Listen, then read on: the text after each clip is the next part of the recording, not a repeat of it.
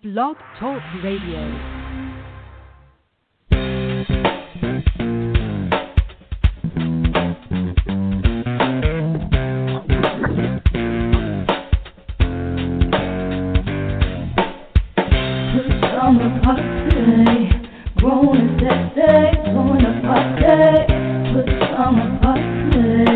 Party crew, keep it real for you. No clothes allowed. It's summer party. Grown and sexy, join the party. Put summer party. Party crew, keep it real for you. No clothes allowed.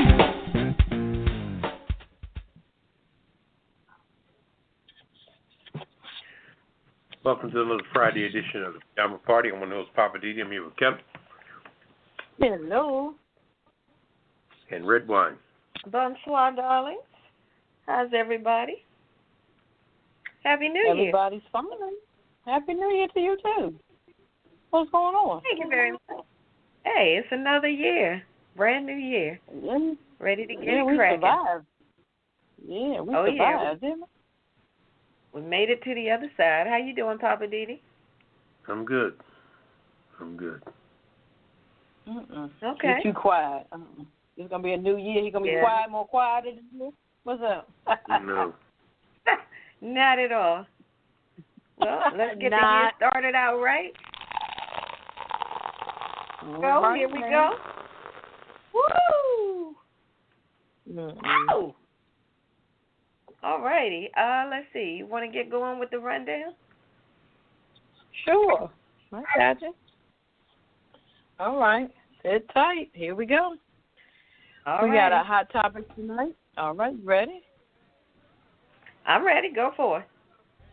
Put your seatbelt on. We got a hot topic tonight. Democrats attempt to pass bill to reopen the government. Finally. Okay, we'll see. Also, 14-year-old driver charged with murder after eggplant. And this Congress is most diverse ever. Yay, finally.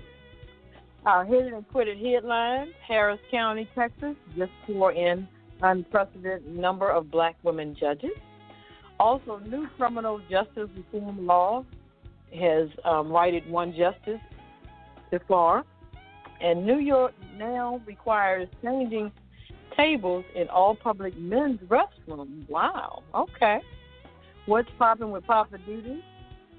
He has something good for us tonight. Weird news.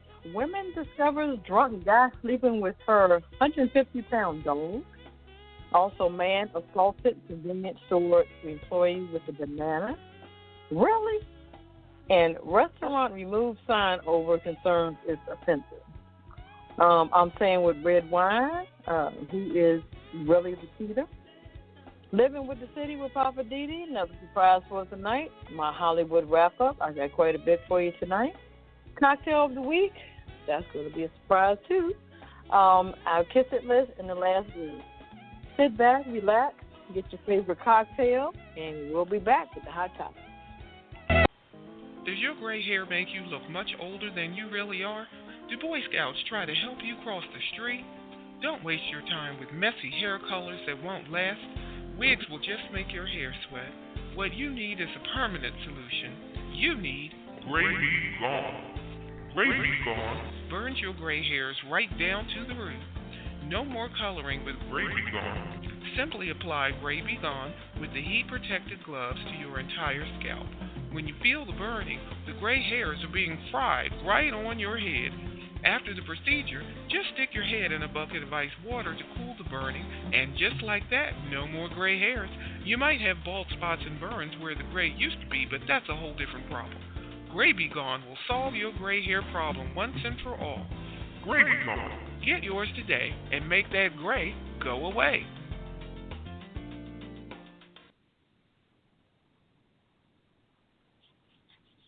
All right, welcome back to the Pajama Party. I'm one of the hosts, Poppa DD. I'm here with Ketel. Hello. And Redwine. Bonsoir, darling. Bonsoir. Mm-hmm. Welcome to 2019. Yes. That doesn't even sound right.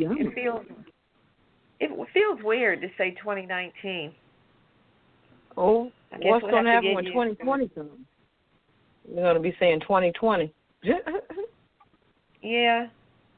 2019 just seems weird, but all right. Well, let's get into it. Let's hit these hot topics because they're smoking. Okay. All right. What you got for us, Ketel? The Democrats do attempt to pass a bill to reopen this government. So let's see what's going to happen with that. Democrats took back the House on Thursday. Yay! Electing Nancy Pelosi to be Speaker and quickly passing legislation to reopen closed government agencies. But those efforts to end the shutdown are going nowhere fast. With Senate Majority Leader Mitch McConnell vowing to block the bill and President Donald Trump saying he would veto it. The partial government shutdown is about to hit its 2-week anniversary, and even with Democrats now controlling one chamber of Congress, there's no sign of any deal. Democrats are more determined than ever not to give Trump a single dollar for his border wall or barrier, as he calls it, and Trump hasn't moved off his full request of $5.6 billion. Are you serious? For construction of some kind of physical barrier. He's out his cotton-picking mind. So it goes on to say on Thursday, House Democrats passed 2 bills that would end the shutdown, a roughly month-long extension for the Department of Homeland Security that would allow 2 sides to continue negotiating on the wall, and another larger bill that would fund all shuttered agencies until October.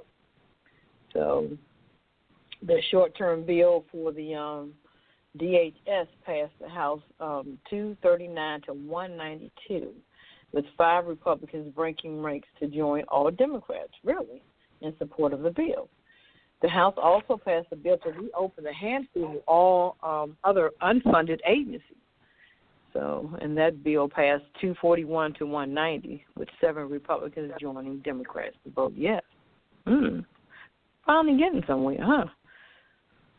Okay. We'll see. And and unfortunately, it is roughly 400 federal workers, 400,000. I'm sorry, and another 400,000 just simply are working without pay.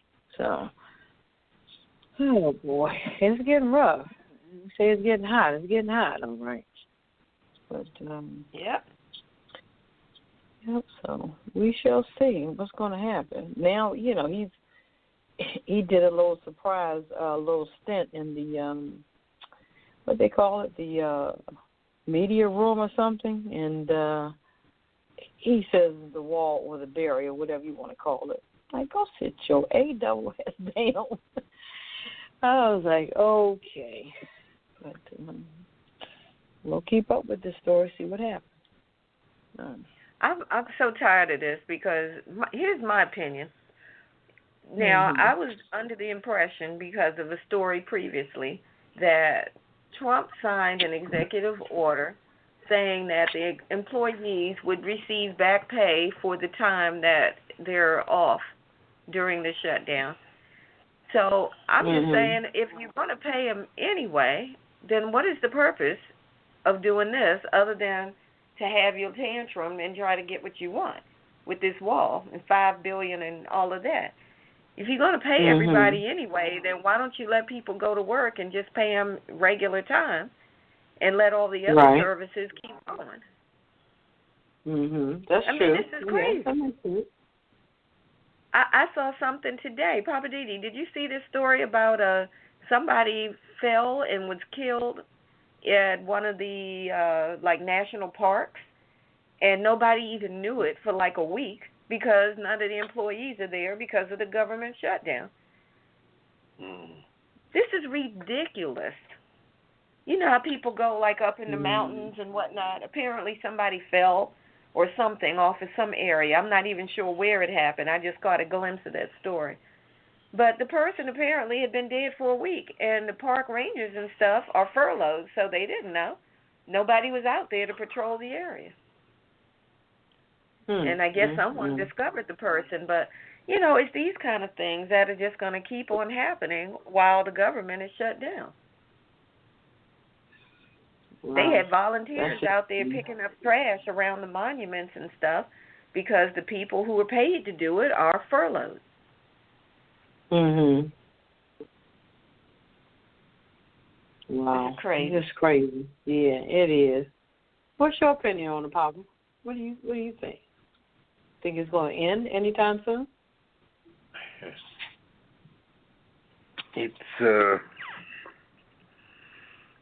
the arrogant white man at his finest hour.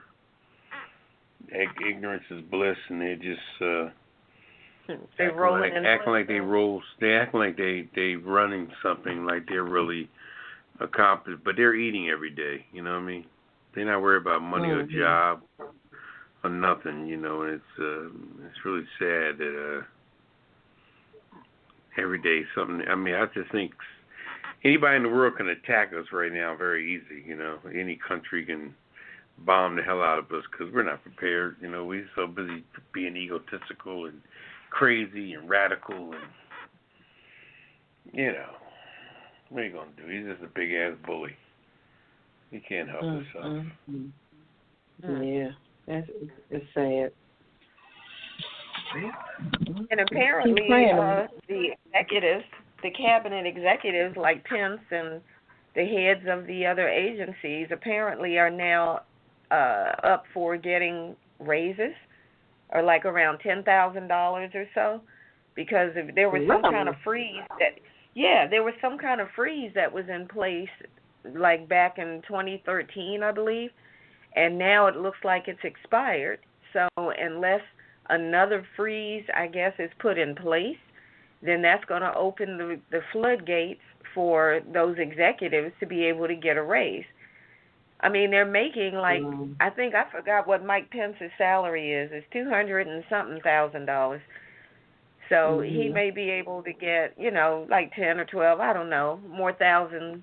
But I just can't even imagine that they would allow themselves to get a raise when the government is shut down and the employees can't even get their regular check. Right. Just doesn't make sense. No, it does not. Like Papa said, things go on. You know, they continue to go on for them, but it has to cease for us. And it's like the American people are getting penalized for it, and that's not fair. It's not right. No, it is not. You know, is there a law to pass that we can sue the government or something, you know, some form of fashion? I don't know. I mean, it seems like it's their game and their rules, so you think we can beat them at their own game? I don't think that's going to happen. Guess I just answered my own question, I guess. I guess so. All right, well, we'll move on. What else we got tonight? I got here a 14-year-old diver charged with a murder after egg prank turns deadly. It says that a 14-year-old boy was charged with murder after authorities say an egg prank sparked a high-speed car chase through a Texas intersection that killed a mother. The underage driver was allegedly pelting cars with eggs from an SUV with two juvenile passengers on Tuesday when Harris County authorities said that they provoked another driver just before 2:30 p.m. That driver allegedly then displayed a semi-automatic handgun. Oh, my gosh. The confrontation sparked a chase between the two vehicles, leading to the boy's SUV blowing through an intersection red light and T-boning a red Ford F-150 that was driven by a 45-year-old Sylvia Savannah. She was pronounced dead at the scene. The teen driver suffered a broken ankle in the crash. Sheriff Ed Gonzalez said on Twitter that all this was unnecessary confrontation of pranks and childish mess that turned completely ugly. Gee. So it just kind of goes to show that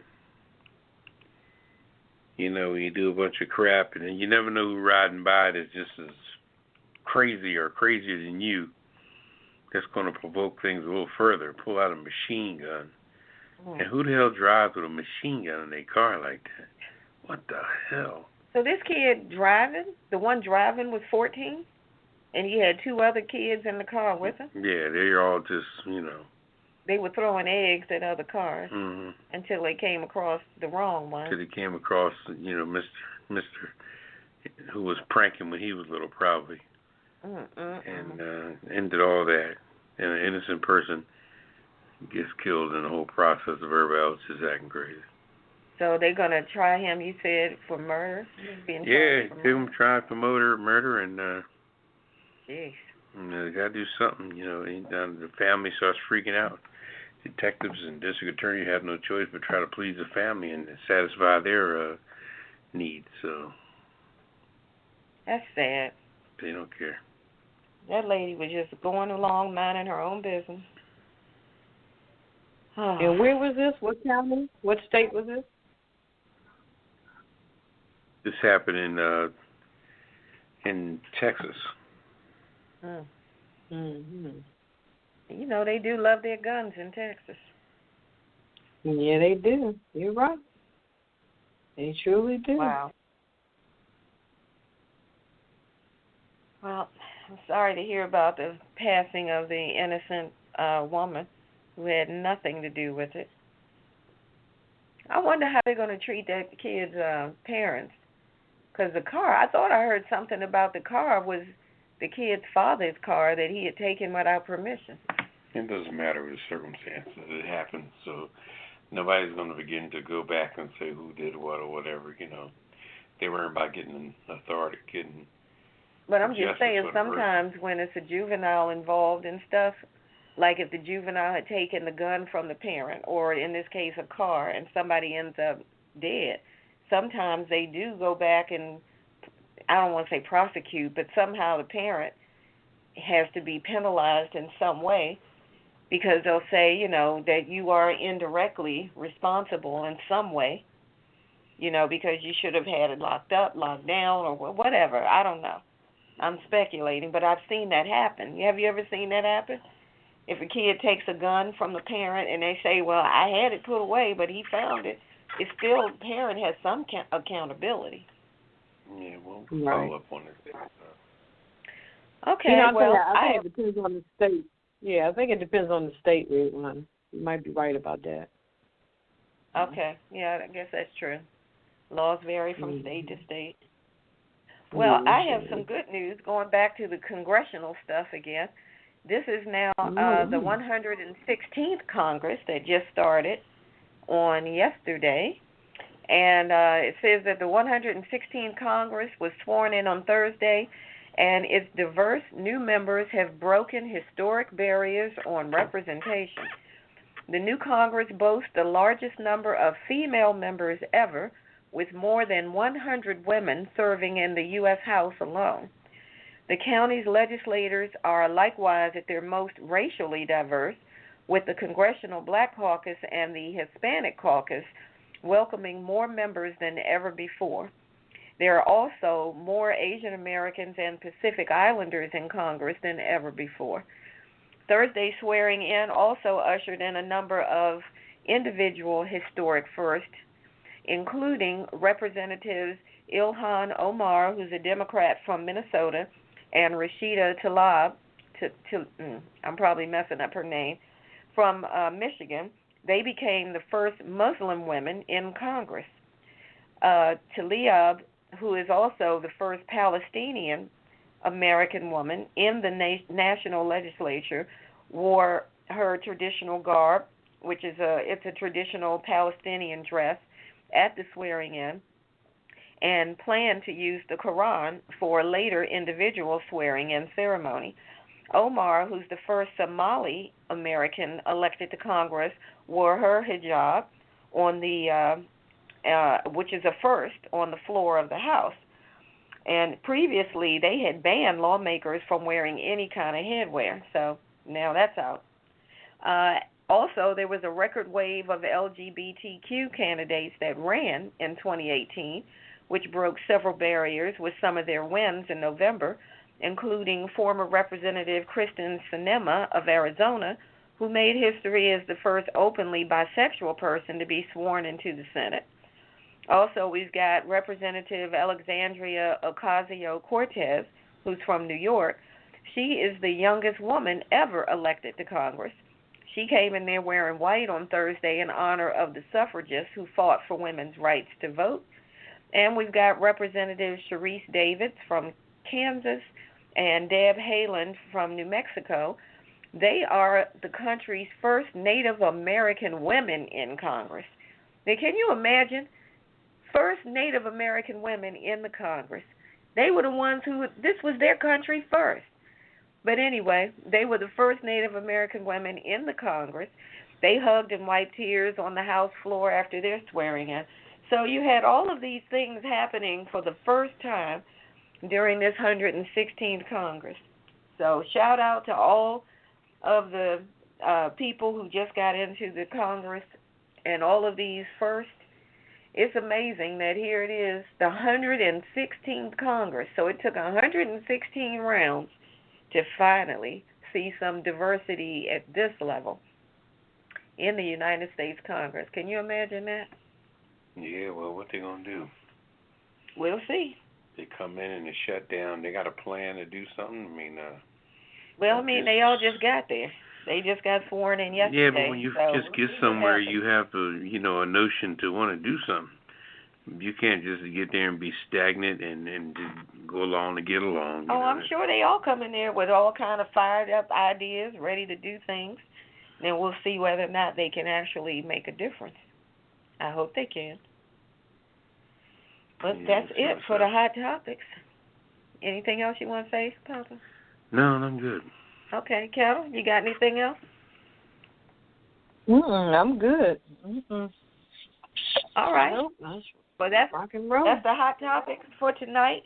We're going to take a quick break, and then we're going to come right back with the Hit It and Quit It headlines on the Pajama Party Show.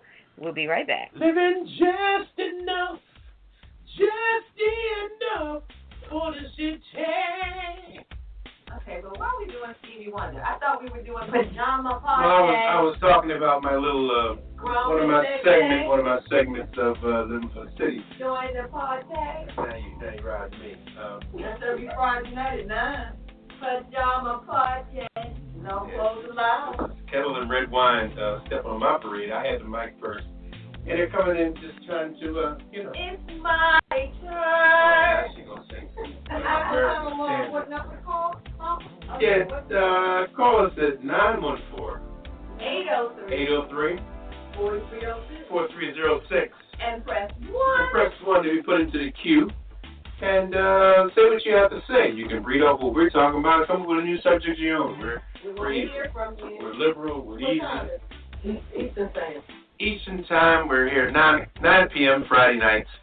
That's 6 o'clock West Coast.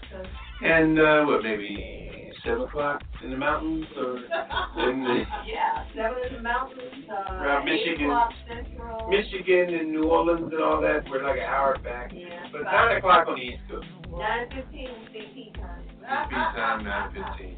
Don't be late when you listen to us. It's 9 o'clock on the dot. That's right. Every Friday night. We'll see you there. Goodbye.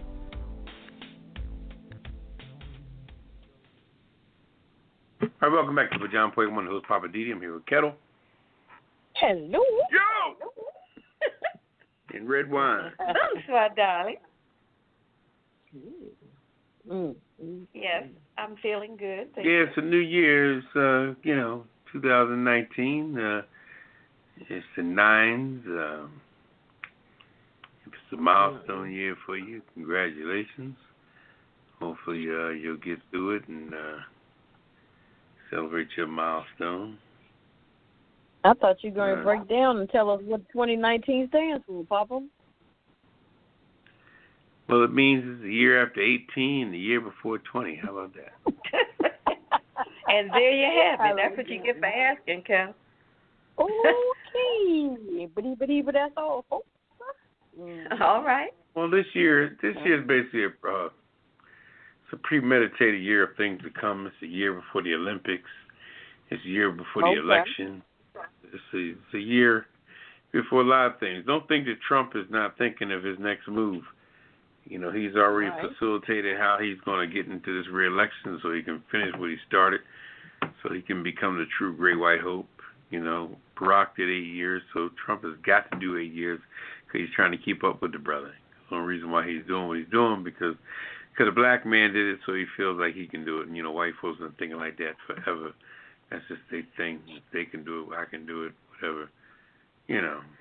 Anyway, but he's about 70-something years old, so, you know, after a while he's going to start experiencing different things in his life that a 7-year-old man experienced, like prostate issues, you know what I mean, stuff like that.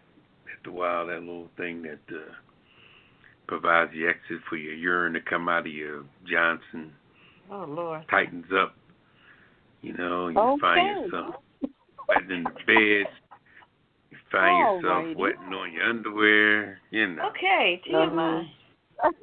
I'm just saying, be cocky and you could be cocky and flavorful and think you the shit, but you know, deep down inside, you're still 70-something years old, and you know, the way he combs his hair in 9 different places, using that Grecian formula, Valtalis, that greasy kid stuff, wherever else he's using that mousse, whatever he's doing I heard he takes pills to keep the follicles in his hair. This man got all kind of stuff going on. He's like them paper dolls back in the day. Remember paper dolls? With little flaps you hang on a little piece of cardboard and hold the dress on. Anyway, that's showing my age. I'm telling my age. That's a good one. I saw some at the Smithsonian once. Yeah, that's Redwine's voice. I'm going to stop talking about. Anyway, let's get back to the stories here. Hit it and quit it. Ketel, you got something for us? Yeah, I sure do. Harris County, Texas. Yay for them. Just swore in an unprecedented number of black women judges. Yes. Yeah, that was good. It was. After a tough outcome in Texas midterm race, the governor's story of 19 African-American women running for judge in the state's Harris County helped to soften the blow. Now, 17 of the candidates who were voted in on November the 8th have been sworn into their new position. The group, which includes 2 women who ran for re-election, calls themselves the Harris Black Girl Magic. Wow. Harris County, which includes the city of Houston, is the largest county in the Lone Star State. According to the U.S. Census Democratic Statistics, the area is a diverse population with blacks, making it more than 90% of the area's dwellers, and Hispanic resides according 43%. See, Donald Trump can't get rid of them. So it goes on to say the women are said to be a part of a blue wave in the state of Texas and are believed to be the largest group of black women judges to be elected at the same time in the county's history. Good for them. That shows to me things are moving in a good direction, and let's hope it continues that way. So congratulations to the Harris Black Magic Girls. Mm-hmm. All right, Black Magic. I know that's right. I like that. That's what they call themselves, the what? The Harris Black Magic? Uh-huh. Harris Black Girl Magic. Oh, Harris Black Girl Magic. All right now. Mm-hmm. Yeah. Okay. That's nice. That's awesome. Yeah, that's good. Well, congratulations. That's interesting, though. That's in Texas. I'm just surprised. But, okay. That's true. But you see what the makeup is, you know, the percentage of blacks and Hispanics, so they really came out to vote, you know. So it says volumes. Very good. Mm-hmm. Yeah.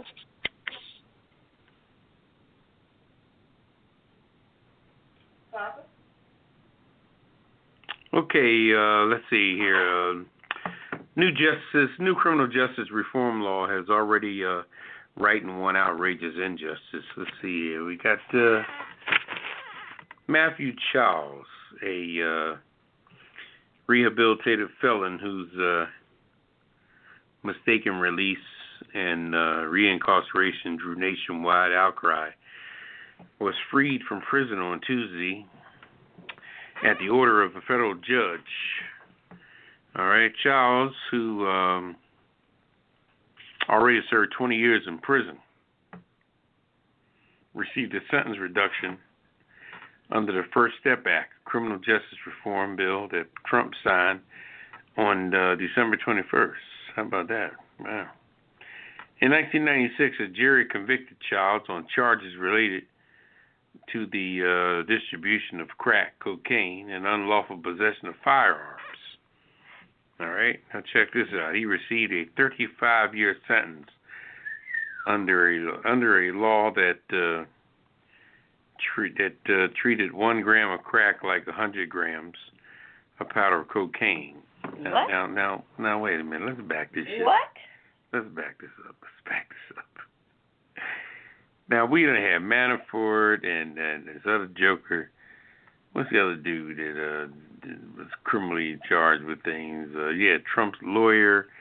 All these people doing all kinds of crazy stuff. They had to do with millions and millions of dollars.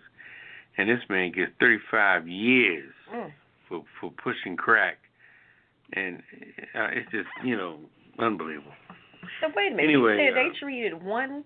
They treated 1 gram of crack like 100 grams. But see, the sad part about it now, when it comes to that, what's the other one? The oxycodone. Now they're trying to send people for rehab for that. Like I said before, they're trying to rehab people doing oxycodone because these are mostly people of a Caucasian nature, and they need their ass to sober up in order to vote in the election in 2020. Okay, so they got. I saw a commercial on the day called 1-800-RECOVERY, where this commercial ran for like 5 minutes. Lady kept saying 1-800-RECOVERY, 1-800-RECOVERY. I'm not advertising them, but she's fronting the game because she's trying to sober up these people so they can vote and get registered to vote in 2020. And they need all the votes they can get in order to win this election. So if you're out there on the oxycodone and you up on the second floor in your mama's house in the suburbs, they need to get you sober so you can vote. But somebody on the other hand is on crack out in the street. They don't give a shit what you do because you're probably Democrat, and they rather you sit out there in the street, in the gutter, and what have you. And anybody that's affiliated with selling crack, put them away for 35 damn years. Read the handwriting on the wall on who are we trying to save and who do we gonna give a fuck about dying. Wow. So it's really a very, very interesting situation. If you're not looking and seeing life for what it really is, then you need to get back up on the porch because these people are getting all this time. And how do you do anything and a judge gives you 35 years outside of killing somebody? Yeah, and even though the person, don't get me wrong, I'm not downplaying the charges of anything that people are doing or what have you, but, busting up a drug ring, a crack drug ring, is so damn easy. These people are selling stuff on the street frequently, handing stuff to people and making so bad crack is so little that they had to trump up the charges in order to make a little teeny bit be worth a lot. So they're saying that they treated 1 gram of crack like 100 grams of powdered cocaine.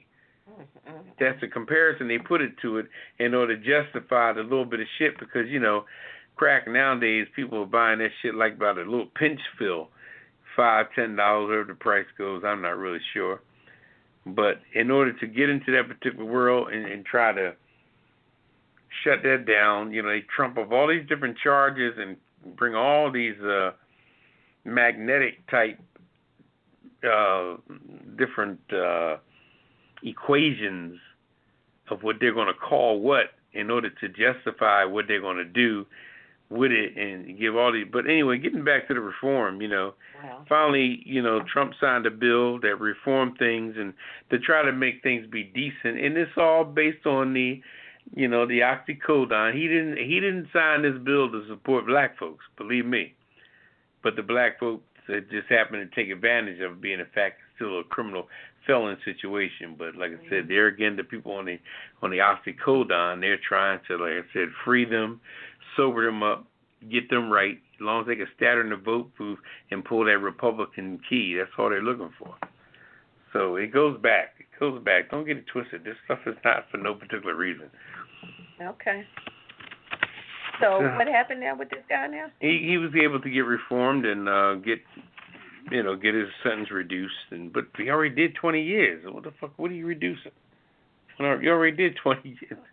But 20 years of a 35-year sentence. But this was the guy who had gotten out early, and then they figured something. I don't know what happened, and they ended up making him go back to jail. Yeah, because some stuff wasn't done and all. But yeah, then something happened, and he had to go back out, to jail, and now he's getting out again for good, right? Yeah, but he done 20 years.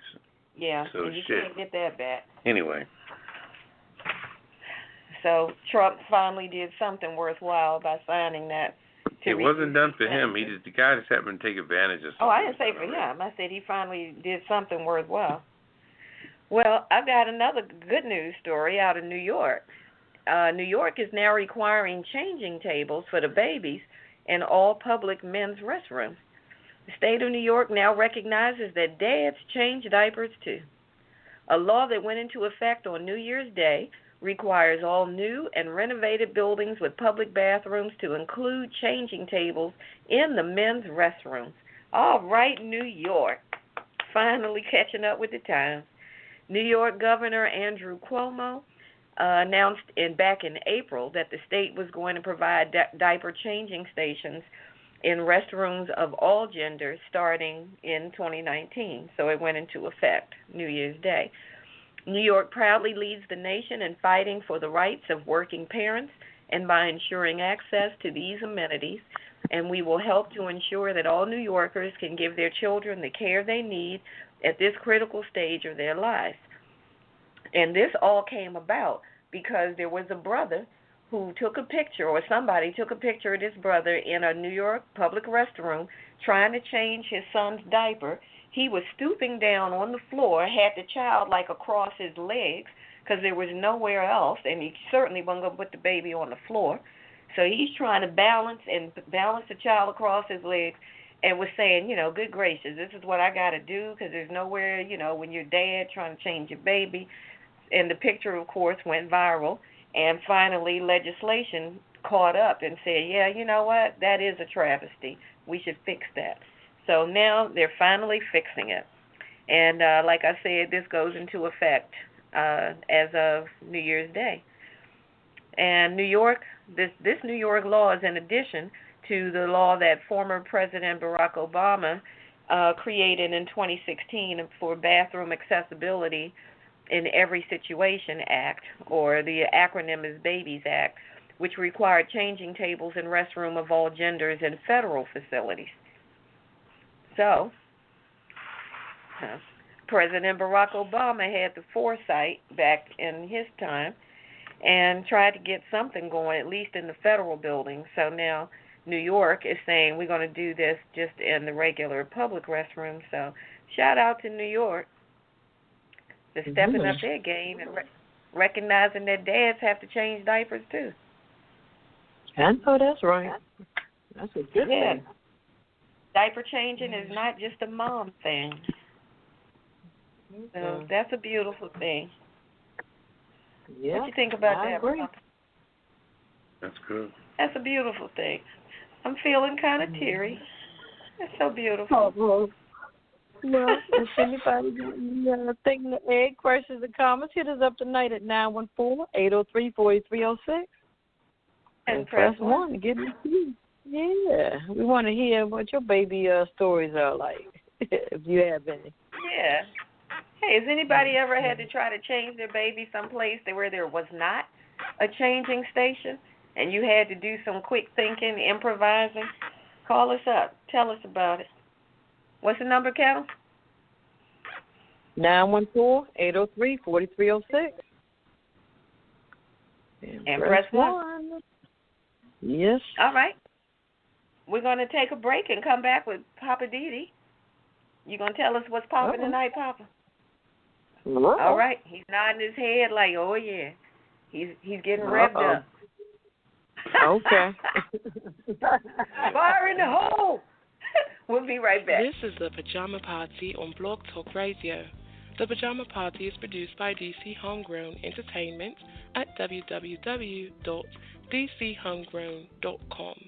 The views and opinions expressed on this program are those of the Pajama Party crew and you. So pick up the phone and dial 914-803-4306. That's 914-803-4306. And tell us what's on your mind. There's a big fluffy pillow reserved just for you at the Pajama Party, so call us now. And remember, it's PJs only, no clothes allowed. Pass it on. Log on to www.apajamaparty.com and click the Listen Live banner or call 914-803-4306. Now let's get back to the crew and more of the Pajama Party. Is it tea time, darling? All right, welcome back to Pajama Party. Money host Poppa DD. I'm here with Ketel. Hello. And Redwine. Bones, my darling. Don't hate the game.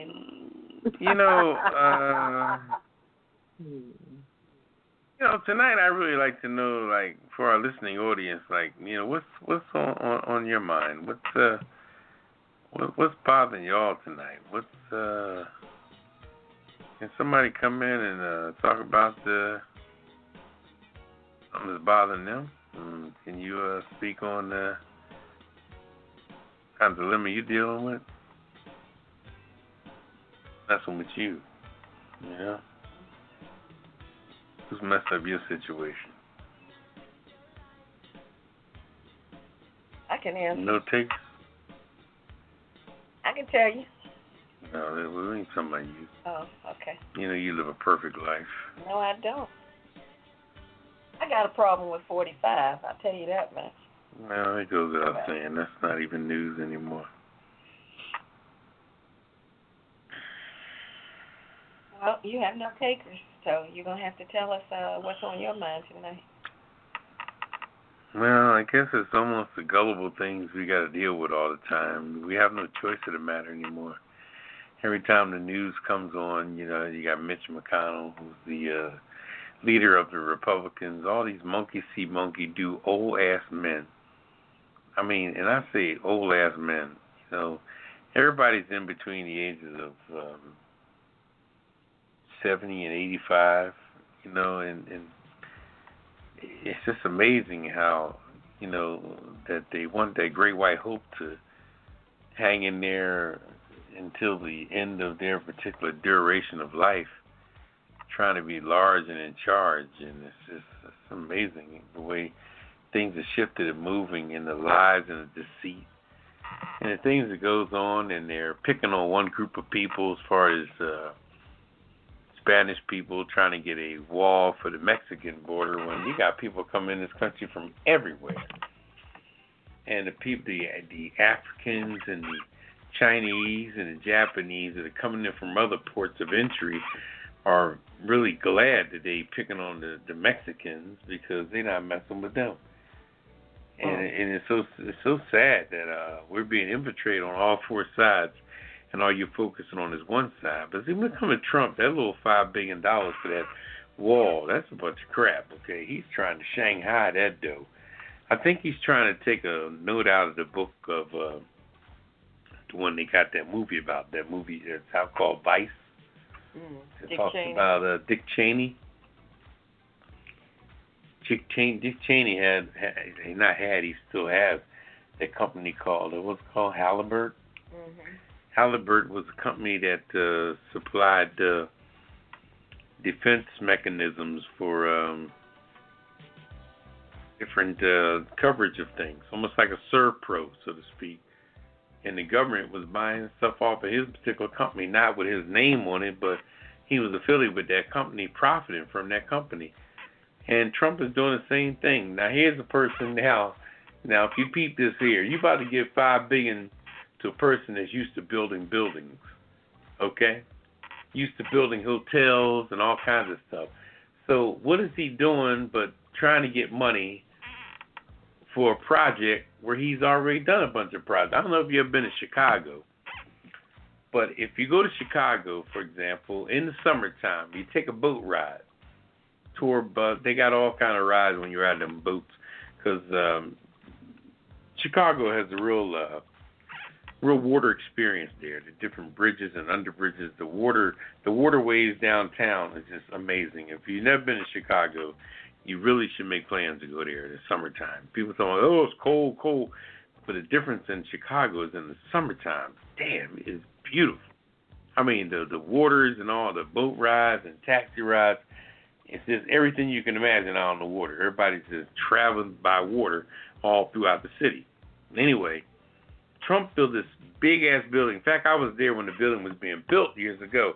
And now it's all finished, and he got his big name on it, Trump, that you can see while you're on one of these little water tours, big as day. Now, here's a man used to building all these huge skyscraper buildings. That was his thing. You know, Trump Tower, Trump this, Trump that, down Atlantic City, Taj Mahal, and all that. So why wouldn't this man want a government-free loan to there again build some more kind of construction? Now, here's the kicker on it. The wall ain't going to take no damn $5 billion for what, some cement and some fucking bricks? Are you kidding me? $5 billion? You know how much $5 billion is? First of all, in order to make $1 billion, it takes 100 million. Okay? 100 million it takes to make 1 billion. Now, you want 100 million times 5 just for some brick and mortar. First of all, this stuff he's building does not have air conditioning, heat, tile. There's no sheetrock. There's no carpet. There's no laminate floors. There's no marble floors. There's no drop ceiling. This is just a wall that does not come with anything else. So how do you need all that money to build something that really is just there as a stagnant deterrent, so to speak?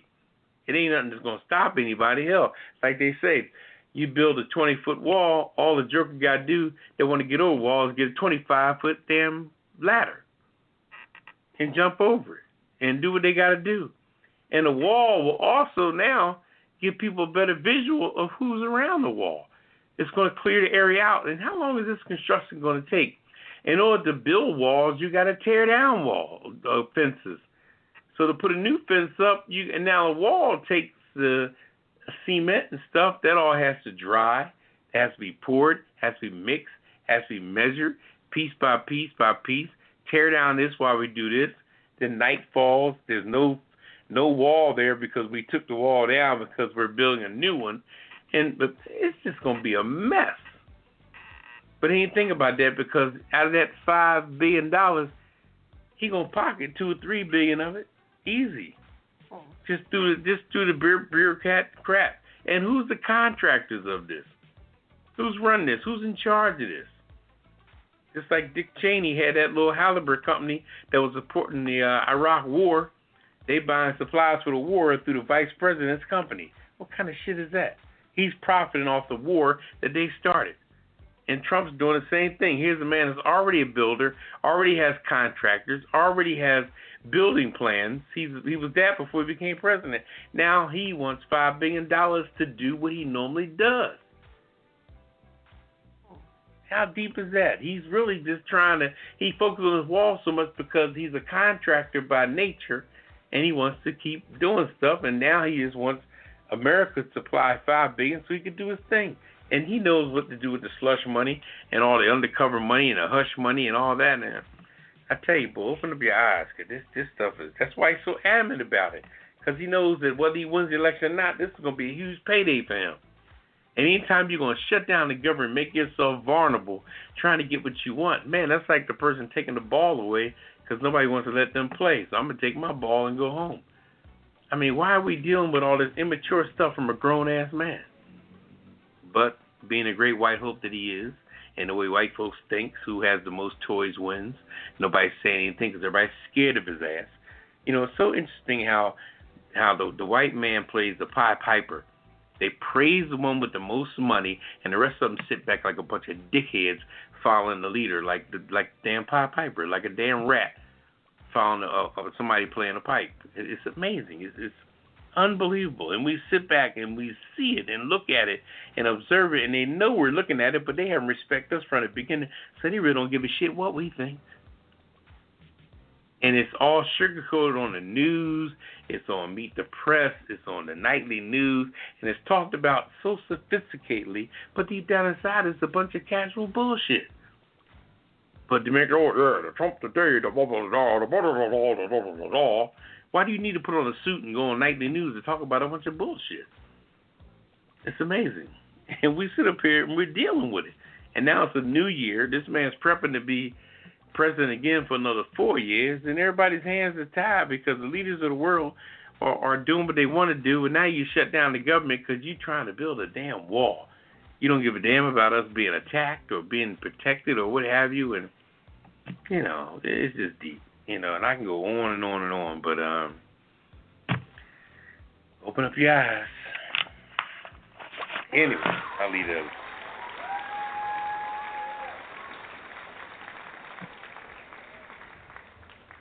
You make a lot of good points. I hadn't thought about it like that.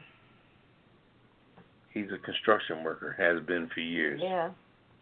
You know? I just hadn't thought about it like that. Now I'm going to really look at him sideways, side-eye, give him the side-eye all the time. Yeah, give us a call at 914-803-4306. Give us your comments about things. You can talk about anything. The rules here is that there's no rules. You know, speak your mind about what's up. You can come on anonymous. You can talk about your family, your friends. We don't give a shit. Speak on it. Anyway. They can talk shit to you too, Poppin? They can talk shit to me too. Hate me. Yeah. I'm all right. Oh. Well, I'm not having it. You know, you call Poppa DD, call Ketel. All right. We're going to take a speak before we fire up the weird news. We can go into it. You want to hit it? Yeah. All right. Sure, why not? Let's do it. Lighten it up. A little bit. I'm about tired of hearing 45, so let's see what's going on the other side. Let's see here. Lighten it a up. woman discovers a drunk guy sleeping with her 150-pound dog. Okay, the 150-pound Mastiff in Wisconsin woke up on New Year's Eve day with an unexpected bed partner. Waukesha nurse Lynn Sarver said she found a strange man sleeping with her massive Mastiff, a Mastiff Benton, on a doggy bed in New Year's Eve morning. She goes on to say, I woke up and saw someone over here on this dog bed. She told a Milwaukee station. She said her roommate ran into the kitchen, grabbed a knife, then we were scared. The women, they called 911 and reported the intrusion. She was out. Even when I went to pull off Benton, the guy didn't move. Wow, okay. He was snugged up with the dog. So in the doggy bed? In the doggy bed. God. So he must have been intoxicated, inebriated, as they say. Arriving police officers woke the sleeping man and asked him if he knew where he was. The man said he needed his glasses. Oh, my God. Once he put them on and looked around, he said, oh, yeah, this is not my house. Okay. Benton's unexpected sleeping partner turned out to be a 21-year-old neighbor who somehow confused his home with Sarver's and entered it through an unlocked side door. Police said the man was heavily intoxicated, like I said, and helped get him to the right place. No charges were filed. Meanwhile, Sarver, who got bitten for protection, is in the awkward position of defending her dog's honor. My dog is pretty smart. He could probably tell this kid wasn't a threat. So, my gosh. He must have, I mean, think about it. Being a neighbor in the neighborhood, he probably smelled me. He probably snugged up against him. Shoot. You know what? I'm not buying it. He probably said, I got a sleeping partner tonight. No, I'm not buying it. I think that dog is not worth the protection that she thought she had. Is that what it is? That drunk fool climbed up in that doggy bed, and that dog was like, "Oh, good, I got company," and let it go with that. And she's trying to act like, yeah, he's supposed to be an attack dog protecting her, and she's talking about, oh, well, he probably sensed that the guy wasn't going to do any harm. Yeah, right. I'm not buying it. I think she's just trying to make excuses for the fact that that dog didn't eat that man up. You need to get a new dog, huh? Or a new neighbor. I think so. Whatever kind of dog, what you call it? A mallet? What? Mastiff or Mastiff or something? A Mastiff? Mastiff. So this is a 150-pound dog that's worthless. Well, now, I think you're right. Yeah. I'm just saying. That's just my opinion about it.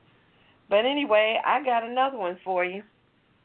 This one is a man assaulted convenience store employee with a banana. This arrest was a little fruity. A man in Des Moines, Iowa, was jailed on Monday after police said he assaulted a convenience store clerk with a banana. I don't know how you get arrested. Anyway, that's why it's the weird news. Rogelio Tapia, 26 years old, got into a dispute with an unnamed person at a Quick Trip Monday morning, according to local station KCCI-TV. When the store clerk tried to intervene, witnesses say Tapia chased the clerk around the store, throwing a banana and other items at her, Patch Des Moines reported. The disturbance caused about $1,000 in damage to the store, according to police.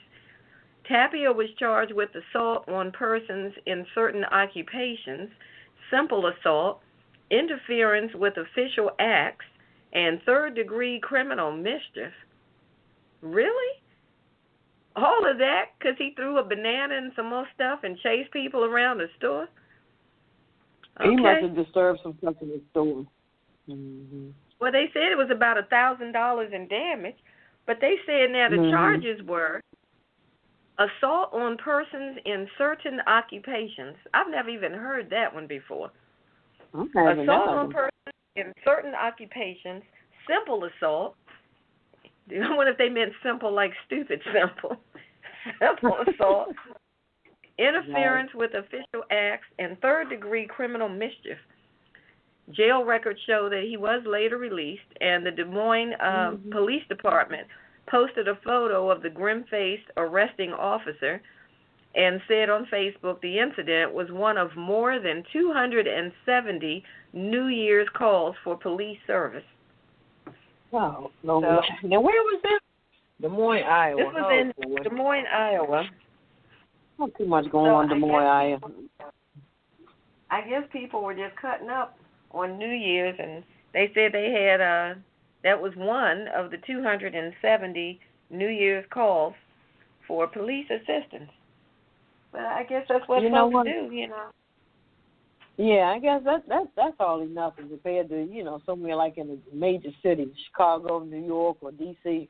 I'm quite sure they had plenty more. 270 was a slap on the wrist, really. Yeah, I guess 270, I don't know.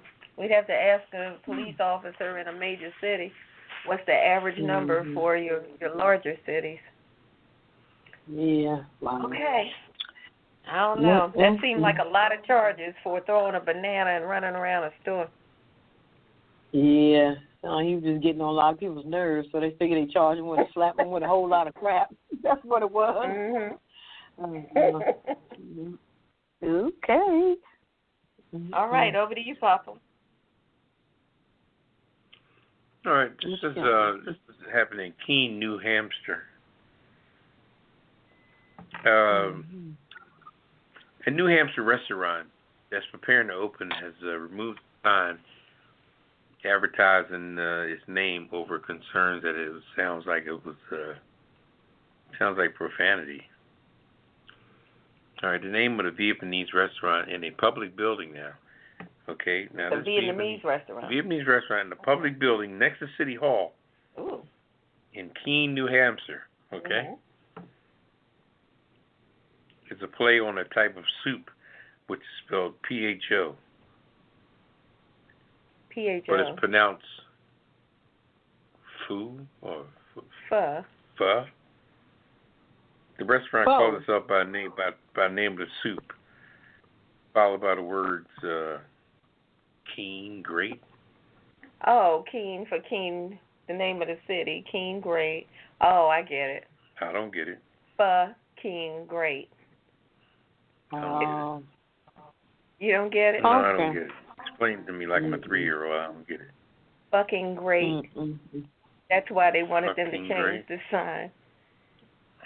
It's next to City Hall. The soup is now, first of all, wait a minute. Okay, wait a minute. Wait. Let's analyze this shit, first of all. Let's analyze Is that the end of the story, Papa? You know what? First of all, let's not even focus on the name and the cleverness of all this stuff, because like I said, I don't get it. I'm a half-assed intelligent person. I didn't get it. What I did get was the fact that this Vietnamese person that's probably now a legitimate citizen, I would hope, was able to jockey and achieve a business in a restaurant next to City Hall. Mhm. Now, what does a black motherfucker got to do to get a business today? In the hood, let alone somewhere on a corner of I don't want to be on that corner. I don't want to be on that corner, and why the hell am I in this ragged ass neighborhood avenue? I don't want to be on this corner street on a corner of I don't want to be in this neighborhood avenue. And this joker is in City Hall. Right next to it. So you tell me, what is the procedure of getting a liquor license, of getting a restaurant near City Hall? Why do other people know stuff that we don't have a clue about? That's a good question. Or is not levied to us? You know, maybe it just comes down to the money. I ain't no maybe nothing. Are you on by the assumption that this man is Vietnamese? He's not black? No, I'm just going to fact. I'm not going by no assumption at all. I'm going by the fact that when it comes to you getting a business somewhere or anywhere, how does the potluck come up that you happen to score that particular situation? Was you praying on it? Not praying in the sense of holding your hands together and talking to God. Money. Yeah, no, I don't think that money. I think that's what it was. Because that sounds like a primo spot. You know, when people say the word money has no significance. The word money is just a play on words. You know what money is to me? Money to me is having a RV, brand new RV, pulling a brand new SUV, pulling a car, pulling a motorcycle, pulling a child's tricycle, and going down 95 on vacation. Now that's money. When you see an RV pulling an SUV, pulling a motorcycle, pulling a damn tricycle for the children. Now that was money invested. But the actual aspect of people saying money, what is cash? Cash in my pocket don't mean shit. It's when I do something with it. When I'm paying for a car, paying for car insurance, paying for a house, paying homeowners insurance, maintaining what I have. That's what money does, is when you maintain what you got. If you take your money and pay your damn bills, then your money did something for you. Now you got money because you can invite people to your home because you took the time to pay your bills to maintain your shit. But walking around with this money don't mean nothing. That's just a means to an end. Like old folks say, burn a hole in my pocket. I just elaborate on that, but I'm not being, controversial with this. But I'm just saying this guy got this here, I think that's all it is. People go in and they get the license that they need. All that stuff is expensive. That property, I'm sure, is prime real estate to be right next to. Is he buying or renting, or what is he doing? I don't know. It didn't say. Right, but whatever it is, he was able to afford it. I'm just saying prime locations in real estate tend to be more expensive than non-prime. So I don't know how much it is per square foot. But I'm saying that you got to have various licenses to open a restaurant. So this person must have put the money together to get the licenses. They got everything together. They got the spot. They signed a lease or they bought it, whatever the case. And all they wanted to do was put up something that was sort of tongue-in-cheek, put a sign up, and the officials in that area in Keene, where is this, New Hampshire, you said? Mm-hmm. They were like, no, that may be cute to you, but we don't want that sign up there. So out of all this legitimacy you gave this guy of being a law-abiding citizen, he puts up a sign that says fucking great. Yeah. Yeah. Yeah. That's his payback to you, levying him a building on City Hall. He tried it. Wow. He tried it because, I mean, that's a soup. The soup is called We got to call out for Keene, New Hampshire. If anybody lives in Keene, New Hampshire, please give us a call, 914-803-4306, and let us know. Let Papa know how this man got this property. How about that? I know how he got it. He got it based on, He signed the papers. All right. Well, that was the weird news. I tell you. So I guess he has to take the sign down? Yeah, he took it down because he ain't trying to lose the spot. Okay. Right. So he's not a rebel. You answer your own question. He's not a rebel, but... Mm-mm. But I'm saying, no, really, if the soup is called pho, but it's spelled, how was it, P-H something, P-H-O? What was it? How does that soup spell? P-H-O. I'm not sure. I thought it was pho. They say it's pronounced pho. Yeah, but they pronounce it pho. I see. So, okay. But most Americans, I think if you put a sign up that says P-H-O, Keene, great, the only people who are going to think that it's profane are the ones who can pronounce or can read Vietnamese. Exactly. Because the rest of the people going to look at that and probably say, I didn't get it when I was reading the story. I didn't get it. That's why I said I don't get it. So it didn't bother me. Yeah. Well, apparently those officials must have looked it up and said, wait a minute. Yeah, okay. All right. Well, we're going to take a quick break and coming back with me. Because I'm just saying. We'll be right back on the Pajama Party Show. What's your opinion? We want to know on the late night adult Pajama Party. Call us now on 914-803-4306 and tell us if you agree or disagree, or if you don't care one way or the other. If you've been waiting all week to tell somebody what's on your mind, now is your chance. Dial 914-803-4306 and press 1 to speak with the Pajama Party live on the air. To listen to the show online, go to www.apajamaparty.com and click the listen banner on the top right.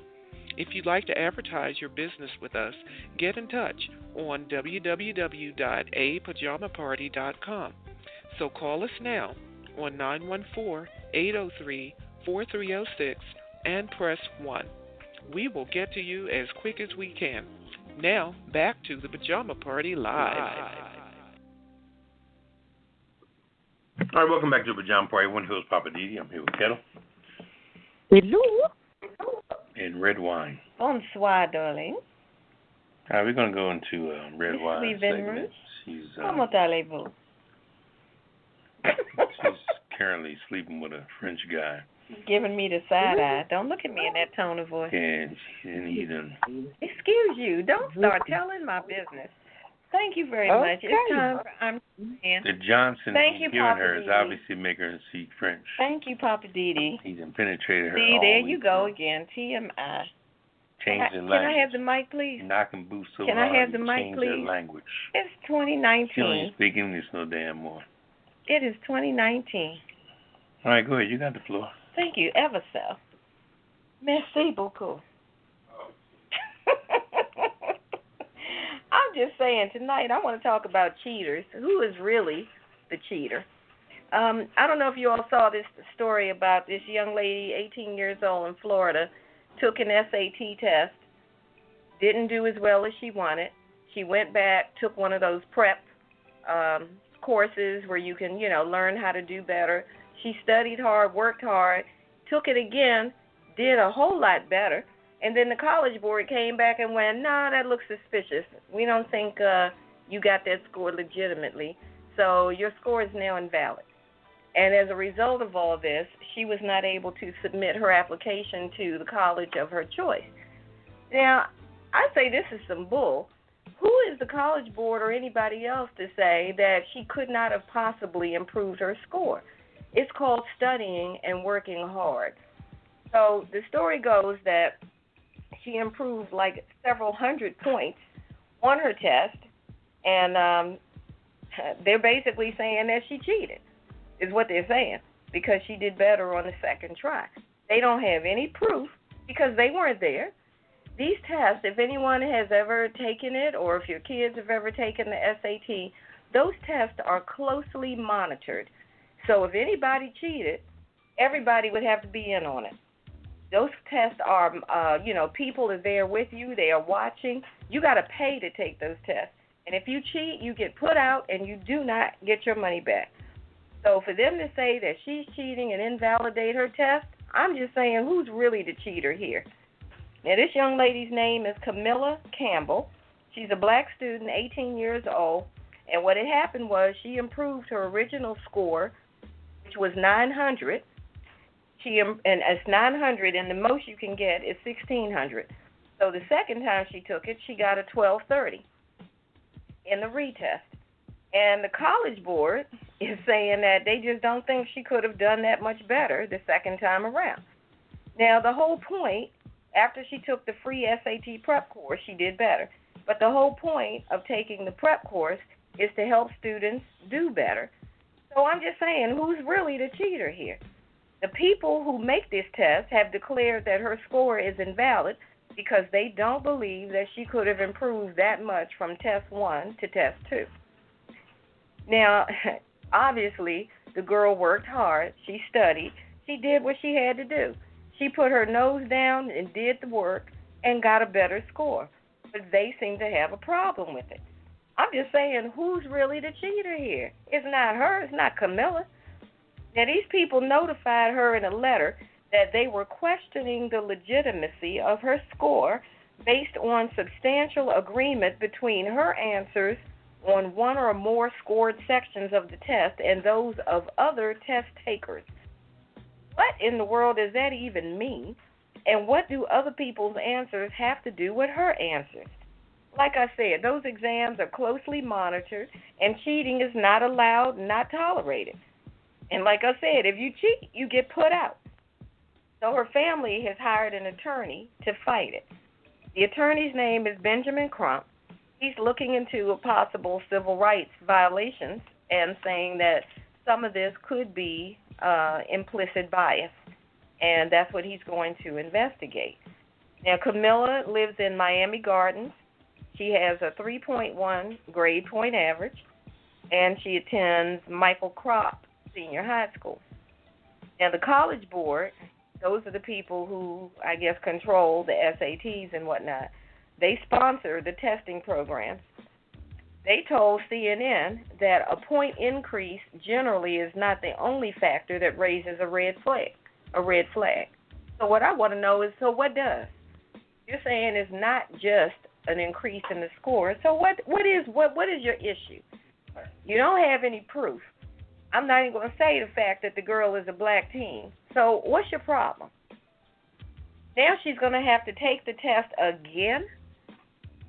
And if she doesn't, her score is going to be rejected permanently. This is some bull. This is some bull. The girl worked hard. And if you've ever had to take tests, you know how sometimes when you really work hard, prepare yourself, you take the test, you ace it, you're done with that. Now, if somebody comes back and says, you're going to have to do this again next month, you're going to have to do that whole process all over again. And sometimes it's hard because you gave it all you had. To tell you now you're going to have to do it again, I know if it was me, I'd be like, you know what? All of y'all can kiss it. Put all of them on the kiss it list. So now the deadline has passed for her to apply to the school that she wanted to go to, which was Florida State University. She's in the dance program at her high school, and she was going to apply for the dance program at Florida State. So now she cannot apply based on her SAT score for the scholarship that she was trying to get because they screwed her, because they think she cheated, and she didn't. They cheated her. And now they're treating her unfairly because they think she cheated. But they don't have any proof. But yet they're punishing her because of what they think happened. And this is crazy. And it's not fair. So this is Redwine, and I'm just saying the College Board should be ashamed for how they handled this situation. They're cheating this young lady. And if anybody's a cheater in this situation, it's the College Board.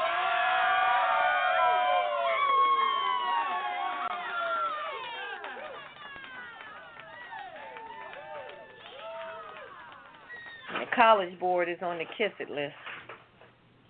Okay. I can't believe they treated her like that. Yeah, how they going to tell her, oh, well, you did too well the second time, so based on the answers that other people gave, we think something's not right. So your test scores are invalid.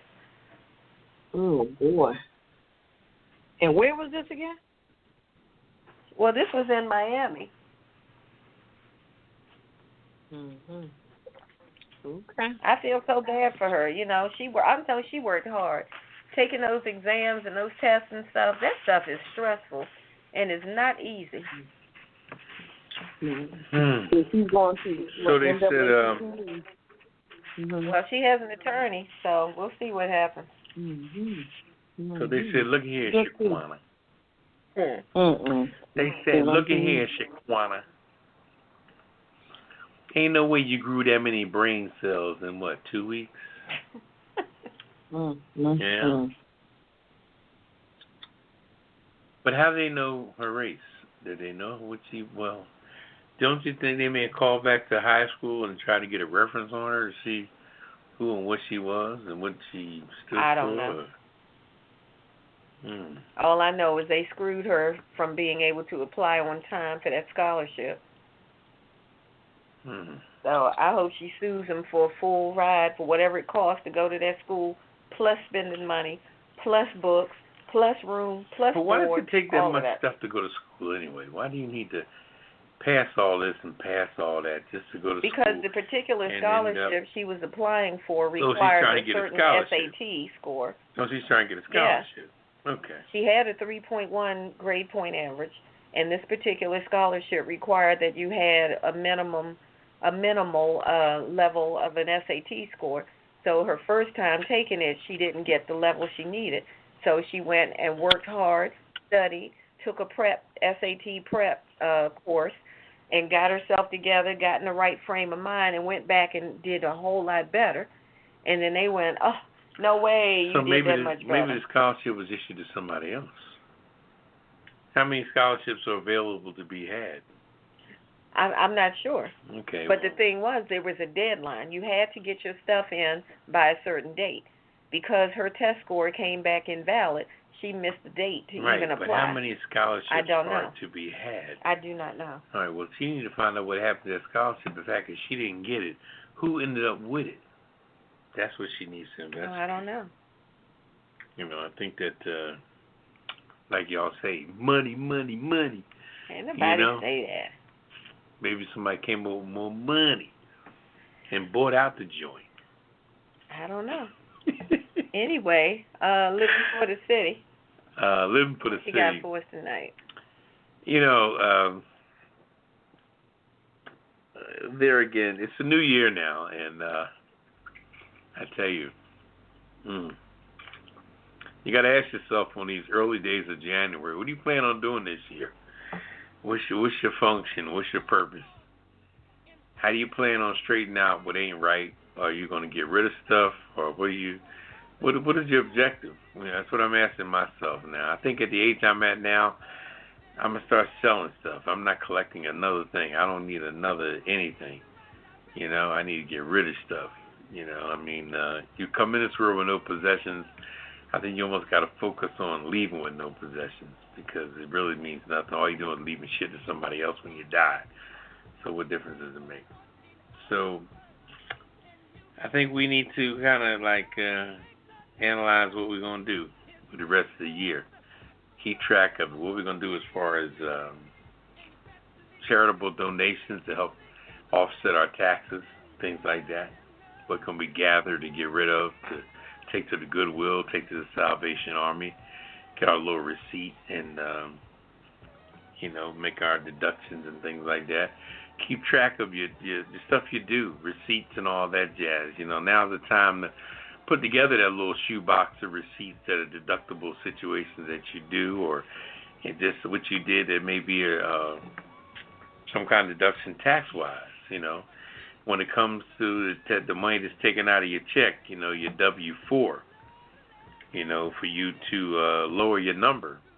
Your check could be less, but at least more money be going toward your tax, away from your taxable income in order to be able to not owe the state or owe the government the fact that more money is taken out of your paycheck tax-wise. So when they do your taxable income, now you don't have to worry about, I got to pay this other money because I didn't have enough taken out. Some people put in for 4 W-4, they go for 4 deductions and they want a bigger paycheck.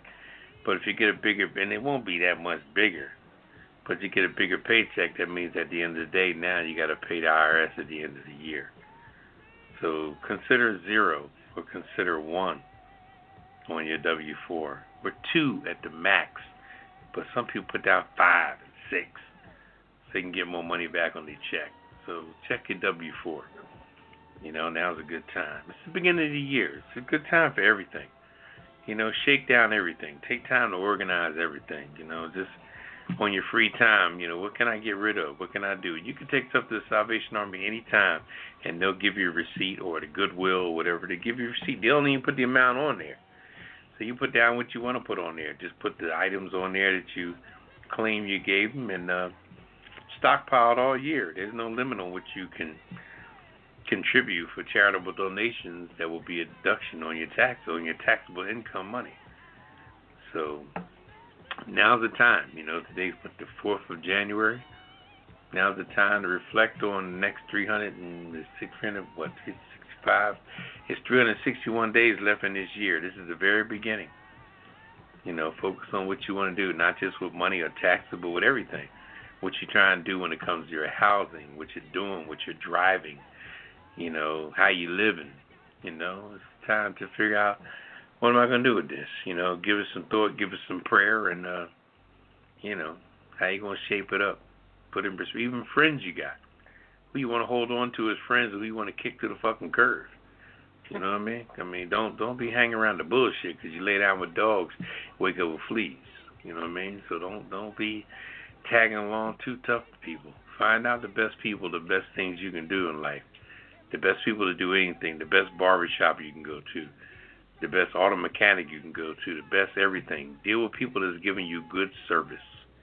You know what I mean? You talk to people and they're talking a bunch of crap. Get out of there. If you want to get something done with your house and you go to Home Depot and they talk a bunch of bullshit, take your ass over to Lowe's, Or if you trust somebody out there in the parking lot, give one of them Spanish jokers in the parking lot. But I said, when you're going to get to the Spanish people in the parking lot, make sure you get them early. If you're going to deal with some outside people that do stuff at Home Depot or Lowe's that are hanging around, early. Because most people are just like everybody else. The late jokers ain't got shit going on. If somebody is trying to jock you at 2 o'clock in the afternoon, that means he ain't got no work from anybody all day, so he ain't got nothing going on. You got there at 5, 6 o'clock in the morning, get the jokers, and make sure you want some work done. You're going to get somebody off the street from Home Depot. Make sure they got a ladder on their truck, and that they do, in fact, have a truck that possibly has tools in it. But if somebody is standing there with no vehicle, no ladder, or nothing, you can probably get them to mow your fucking grass or something, but you sure don't want to work on your house. So, just be smart. I mean, I'm making jokes, but just be smart. This is the 4th of January. You got the rest of the year ahead of you to go through boxes and separate stuff and put things in perspective and get things in order. Let this be the beginning, as they say, the first day of the rest of your life. you know? Anyway, that's all I got on that. All right. First day of the rest of your life, the rest of the year anyway. All right, Pop. Well, Ketel, you ready to take it out to the... Yeah, it was good. You ready to take it out to the West Coast and tell us what's happening in Hollywood land? Can we take a little CC break? I mean, give folks enough chance to call in. Hit us up at 914-803-4306. And press 1. We want to hear. Yeah, we want to hear from some folks tonight. All right, and don't forget, if you want to put some people on the Kiss It list, that'll be coming up in about 15 minutes. So if you want to start getting your list together, call us up. Tell us who you want us to put on the Kiss It list this week. And we will surely call them out, shout them out, because we ain't never scared. All right. All right. Okay, let's take a little short CC. All right, we'll take a quick one, and we will be right back.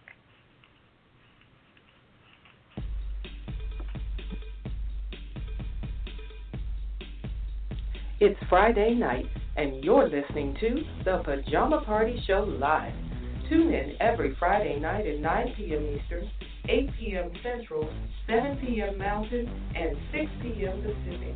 We push it to the limit every week like only we can. We've got hot topics, hit it and quit it headlines, TV and movie reviews, commentaries, and the world's famous Kiss It list. And you don't want to be on the Kiss It list. So visit apajamaparty.com.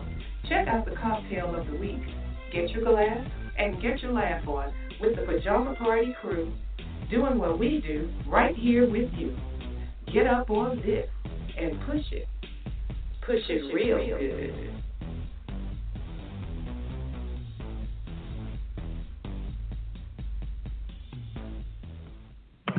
All right, we're back at the Pajama Party. I'm one of your hosts, Poppa DD. I'm here with Ketel. Hello. And Redwine. Bonsoir, darling. Okay. I'm behaving. Nothing. Sure. Nothing. All right, you ready now to go out to Hollywood? What's going on? Sure. Hollywood. We got quite a bit. Let's get into it. Tiffany Haddish. As we thought she was on her throne, she bombed on her stand-up comedy set. She said she wished she was better. So after a night full of partying, Tiffany Haddish wasn't ready when she performed for a sold-out Miami crowd New Year's Eve.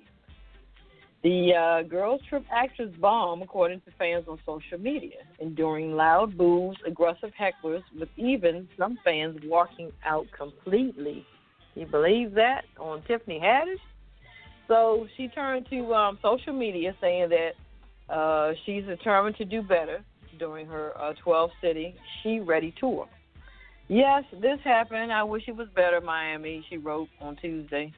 And I pray on it, and I have a strong feeling this will never happen again. Okay. So fans turned to social media to report that Haddish flat out forgot some of the jokes that was supposed to be included in her set, instead reading some from an iPad, and the rest of her comedy set, which included references to her mentally ill mother and the perils of celebrity, didn't land as intended, as the attendee said.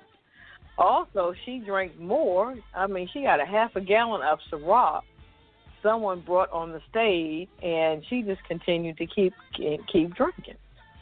I'm like, okay, Haddish, all right, enough is enough. Got to be careful when you're on top. You know, you got folks looking at you. So. Yeah, that's true. All right. Yep. She needs a little guidance, or she needs somebody to help her guide her along. That's all. Okay. Also, in other news, Britney Spears, she postpones Las Vegas show after her father nearly died. Britney Spears announced Friday she's indefinitely postponing her new Las Vegas residency show, Domination, because of her father. She goes on to say on Twitter, I don't know how to start with this because this is so tough for me. She goes on to say, I will not be performing my new show, Dominations. I've been looking forward to this show for a whole year, so I guess she's been, setting up for that. And goes on to say, however, it's important always to put your family first. And that's the decision I had to make. A couple of months ago, her father was hospitalized and almost died again. So she's just saying that we're grateful that he's still here. He had something like a ruptured colon or something. So he had to go into emergency surgery. So everybody knows, like in 2007, he took over her estate, and he's still taking over her estate also. He's the overseer of her estate. So she ran into some issues in 2007. So hopefully a speedy recovery for her father. Yeah. Okay. Also, Ellen DeGeneres, she's back in the news. She receives backlash after asking Kevin Hart to reconsider hosting the Oscars. Ellen DeGeneres has received backlash on social media after urging Kevin Hart to reconsider hosting the 91st Academy Awards. Ellen had Hart on her daytime show. They were talking about the situation after Hart pulled out as host due to controversy over homophobic tweets from his past resurfaced tweets back in 2009 and 2011. He made some derogatory language, the LGBTQ community and everything. But he's owned up to it, and he since said, he apologized and everything. I mean, he said, I'm a different person now than what I was back then. So he goes on to say Hart refused to apologize for the comments after he was announced as Oscars host, instead posting on his Instagram urging people to stop looking for reasons to be negative, which makes sense. Sounds good.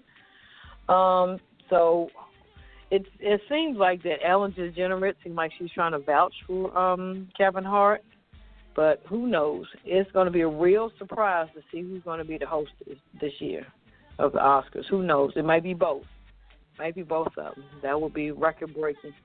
That would be really interesting. Well, did they get anybody else yet after he declined? I haven't heard any news on that yet. Not at all. Nope. I think they wanted to be a surprise. I think that's what it is. Right. Also coming up is the Golden Globe Awards, which is coming up on Sunday. This is the 76th Golden Globe Awards. And it's interesting that they have Sandra Oh. She's hosting for the first time. And alongside Andy Samberg. He's hosted before. Now, I'm not sure where they got her from, but she's like she's talking about the woodworks. This is Sandra Oh from your show, Redwine, Grey's Anatomy. Yeah, I remember her. Right, she left. She was going with who? That got kicked off. Oh, he was saying she was going with the guy that got kicked off of Grey's Anatomy. Isaac, what's his name? Right. Isaac, right? Isaiah Washington. Right, Isaac. Yeah, Isaiah Washington. She sure was. But they resurfaced later on the premiere coming back, so the next year after that. That was interesting. I was like, okay, you pay some good money. Right. But that should be interesting. So I have a few things. The shows to look for to me in the upcoming Golden Globe Awards would be, of course, Black Panther. They should probably win for Best Movie. They said they grossed the most in 2018. Also, the movie, if you haven't seen it, Rhapsody, Bohemian Rhapsody, I'm telling you, that was one of the best movies I've ever seen. So if you haven't seen it yet, you need to go see that. And that's follows the life of the four individuals in Queen, the group, singing group Queen. And also one last one. It's a TV show called Pose, P-O-S-E. It's a TV series that's based back in the 80s, back in the 80s, and it deals with like downtown social ballroom culture world in the gay world. And the gentleman that plays on it, his name is Billy Porter. He was on the NBC Today show a couple of days ago, and he is.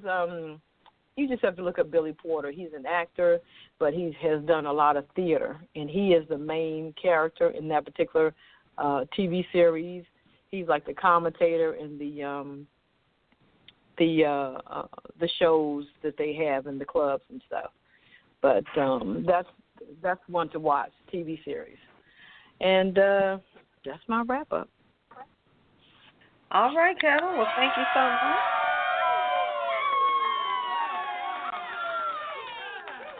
That was a good one. Good information. Appreciate that. Mm-hmm. All right. We've got a caller, so we're going to go to the caller and see what they want to say. Caller, welcome to the Pajama Party Show. You are live with the Pajama Party Crew. Go right ahead with your comment. Hey, everyone. I hope you're having a good night. I just wanted to comment on Tiffany Haddish. Go right ahead.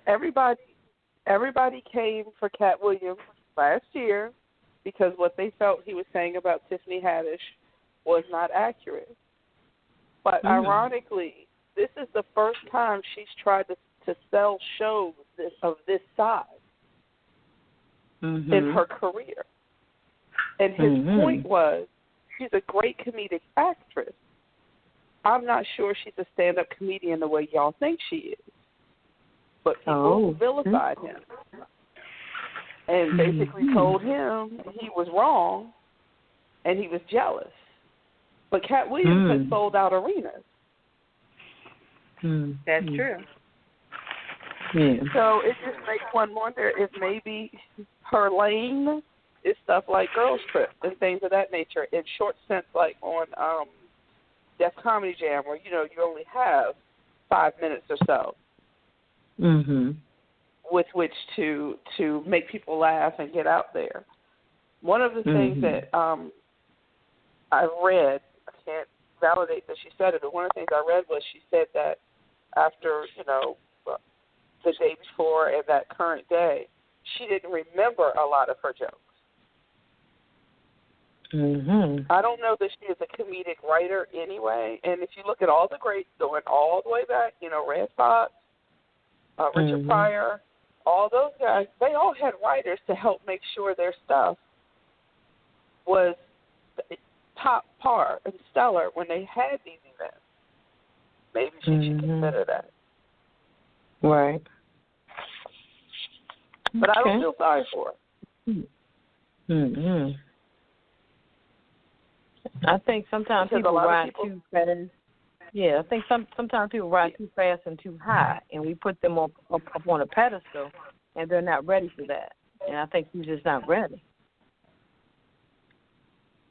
But she claims she's ready. Just worried. That's my point. I'm worried she thinks she is. And those people that spent that money New Year's Eve were not happy. Oh, no. Well, you know, caller, you make a valid point, because I'll be honest with you, I never believed in her from the beginning myself personally. No disrespect to her, but I think that first of all, I don't think that her slang turned me off. Basically, I just think that the little, you know, everybody comes in with a distinguished little aura about them, you know, but she kind of did the same thing on every show she was on. She kind of talked the same way. Kind of reminds me of Martin Lawrence. I'm not a fan of Martin Lawrence yet. I don't really think Martin Lawrence is funny either. You know, he's redundant. He's really repetitiously doing the same crap. You know, he's not really that funny. I mean, I've seen funny people. I've listened to funny people. And Haddish, in my opinion, I think that if she would have took time to groom more, I think with movies coming back to back and things like that, her head got swollen. Like you said, caller, she didn't build a team around her, a team of writers, a publicist to tell her, don't drink before you do a show. Okay, I don't care how much you think it's going to make you better. It's not going to make you better. You know, I sing myself. I've done weddings and funerals and things of this nature. And one thing you cannot do, you cannot mix business and pleasure when it comes to entertainment to people. Because you got to remember, too, everybody in the audience at the beginning of your show, not so much in a club, but in a regular setting like a church, they're all sober. okay? And you're the one up on the stage drunk, or not. I wouldn't say drunk, but the one that's not 100% yourself. And when it comes to remembering things, lines and jokes and punchlines and delivery, when it comes to comedy, man, there's delivery, there's the punchline, there's the, there's a lot of things entailed in delivering good timing, about the timing and all that. And when you're and she even said the day before the show, did anybody see the clip of her without makeup in a parking lot of somewhere saying, I got this show coming up New Year's? She didn't even remember the name of the place she was performing at. I'm going to be in Miami at I forgot the name of the place. And it's called, somebody must have whispered in her ear what it was called, when they kind of edited it a little bit. And she came back and said, I'm going to be here and there. And I got all this Ciroc in me. And she said this on the 30th of December. Mm-hmm. Okay? Not to mention the fact that she's performing the next day. You already got Ciroc up in your ass. And now you performing the next day, don't remember the name of the place. And when you get on stage, there's a certain level of jitters in you because you're in a place now. Yeah, you're nervous. And Miami is one of the most versatile audience on the planet. I mean, you got American, Spanish, you got Haitian, you got the whole nine, right? And the views and opinion of all these people, you have to be a sober person on stage that's got everybody in the palm of your hand and you delivering them entertainment. But you can't go up there all half-cocked and, I was in 3 movies this year, so I'm the shit. No, you ain't shit, and people will let you know. Like you said, New Year's Eve, how much was those tickets probably New Year's Eve? $85, $95? Oh, no, they were, most of those tickets were over $100. Of course. I would have been high. Yeah. And it's the fact, it was really a reality check. I think that for now on, and like you said, Carla, I agree with you 100%. She needs to find her lane. Find your lane. Get back to what it is you do best. For example, and I'm going to get off my soapbox here. When it comes to J-Lo, in my opinion, I think J-Lo is a fantastic actress. Man, that girl has wooed me, and Celine, and every movie she does. Mm-hmm. She's fantastic. But I couldn't name 1 or 2 of her songs.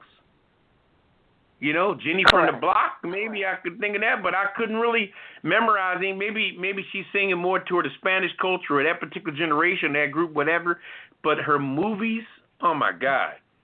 I'm sure the movie she got out now, I'm sure it's fantastic. She's a wonderful actress. But for some reason, she thinks that singing and dancing is her thing. And man, dancing may have been her thing, but that whole, I don't know. But actress, that's her lane, in my opinion. But Haddish needs to really just chill out for a minute, Mm-hmm. Needs to go home, girl. Go home, sit in your mother's. Hopefully this was a wake-up call for her. Go home, sit in your mother's living room, honey, and eat you some greens and talk to your family, honey. Mm-hmm. I'm just going to say, though, maybe she did learn, but she still has shows people have already purchased tickets for. Yeah, well. So what's she going to do? Well, that's because the people that are trying to profit off her are still pushing her. And in all actuality, they don't care whether she's successful or a failure. So the people around, that's why you have publicists and agents and people look out for you and personal assistants and things like that. And I think she's lacking a few of those jobs that she needs to hire people for. She does. And I would say, caller, in response to your question of what should she do or what is she going to do, what I think she ought to do is what Papa just said. She needs to get a team. She needs some writers because you're right. People like Red Fox, Eddie Murphy, Richard Pryor, they had writers who sat around and that was their job to sit there and come up with good jokes, and they would write those things, pitch it to their client, and if the client liked it, they paid them for their jokes, and they would incorporate it into their set, and they had to memorize that stuff, just like an actor has to memorize their lines. The singer, I remember these songs. You got to memorize that stuff, and you got to get your timing together, and it's like a program. You got to get that thing together. Tiffany, I think she keeps telling her story about being adopted and all that. Well, we've all heard that. We heard that. So at some point now, you need to kind of shift gears and come up with something new. You need a new act. And if you don't have some writers that are helping you to come up with some new material, folk are going to stop paying money to see her. Talking about that white dress and all that other bullshit. We heard that. Yeah, we've heard it. So I agree with you. Anyway. Well, let me say, my last thing I'm going to say is Paul Mooney. I hate his stand-up comedy because I don't find him funny. However, he That's my wrote main man. Watch it. Jokes for Richard Pryor. He made Richard Pryor funny in ways that Richard couldn't do for himself. So while I find Paul Mooney, I don't like his delivery. I think that's my problem with it. But his jokes are funny. Maybe she needs to look to that, someone like that, to help her elevate her game. Because he did a lot for a whole lot of other comedians. He sure did. I wonder who worked with going all the way back to Flip Wilson. Did anybody work with him, or did he write his own stuff? Oh, I don't know. Flip Wilson was good, too. He had good delivery also. Yeah, he did. He had most of his stuff. Because he said he created a lot of his characters from his family members. Like Geraldine and, all those other characters. He pulled from family members. Yeah, he was good. He was real good. Yeah, the Reverend with the Church of What's Happening Now and all of that. And he had his own variety show and everything. And I'll tell you, the other guy's a reincarnation of him. Yeah, Wayne Brady. Wayne Brady is a reincarnation of Flip Wilson. All right, when Wilson died, Wayne Brady was born. Anyway. All right, caller. Well, we appreciate your comment. Yeah, that was you got a little long-winded caller on that, but you're good. We appreciate oh my gosh.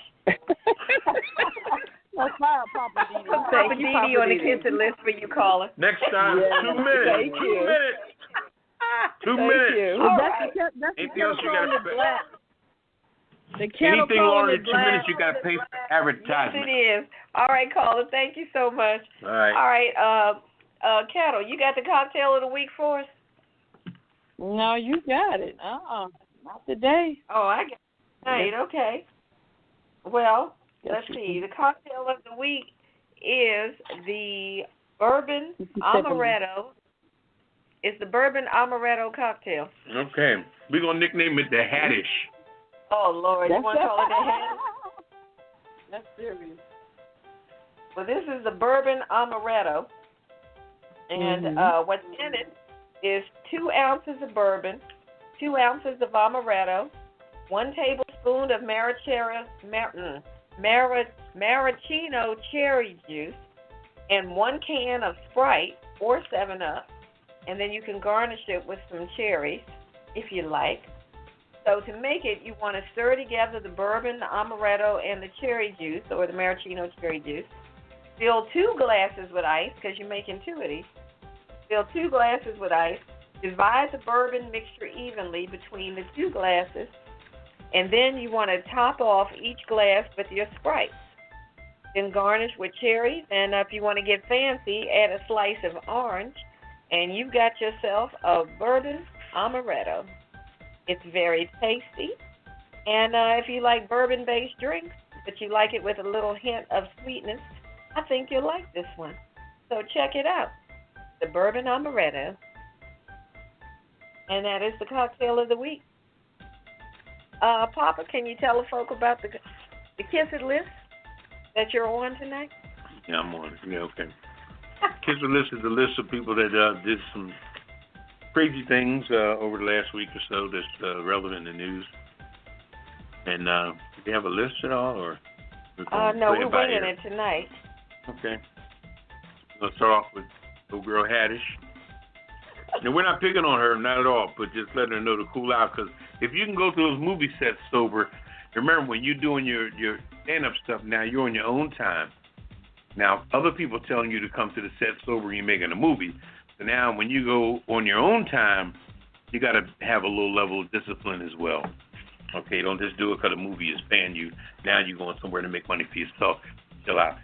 Let's move on to... I got the College Board also accusing that young lady down in Miami of cheating because she did so much better on her SAT exam the second time. And now they're invalidating her a couple test. weeks or what? What, between the two? Was I'm it not sure how much hours? time. No, it was a matter of probably weeks because he took a course to get better. And All right. but the College Board, they're on the kids' list. I got Capital One Bank. Yeah. I'm just sick of them. I don't like the fact that they're using the music of deceased celebrities, superstars, to pump their commercials. Yeah. They are predatory lenders. I think it might be and cheaper. They are on the kiss it list. Also, Trump is on the kiss it list. Congress, because they have not been able to get the government open. So I'm putting all of them on the kiss it list. Anybody else, Pop? Wow. Who's that caller that called? Anybody else, Ketel? They're not saying jiggity jack. He's frozen like the snowman. Who? Pence, Vice Prince. Oh. Pence. Oh yeah. Yeah. I he agree. has no voice. No. Yeah, he does his hair and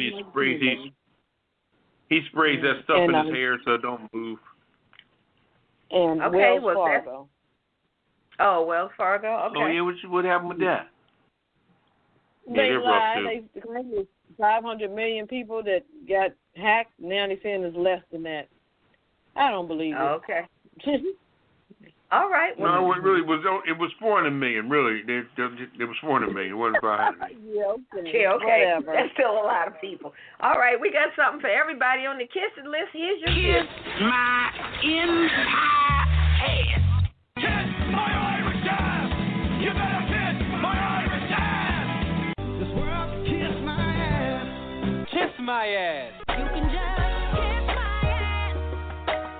Baby, you can just kiss my ass. Oh, you can kiss my country ass.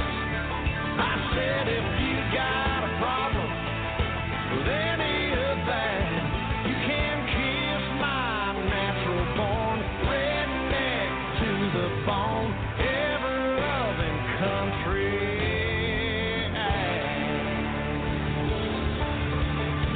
That's right.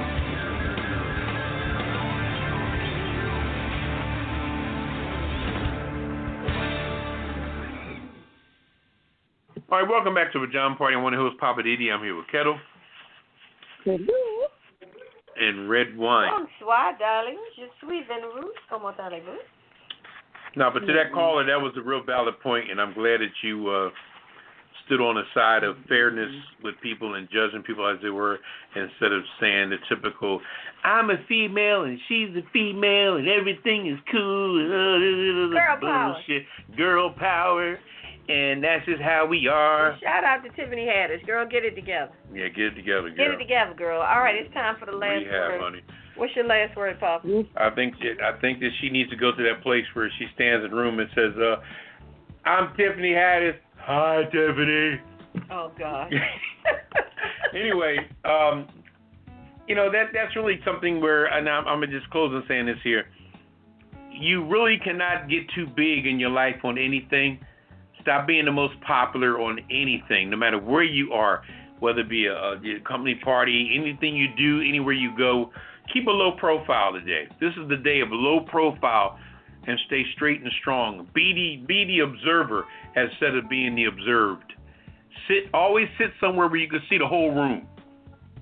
Position yourself, get there early, and sit somewhere you can see the whole room. That's my point. Okay. Well, my last word is, it's a new year. Let's do some new things. Get yourself together. Get your goals together.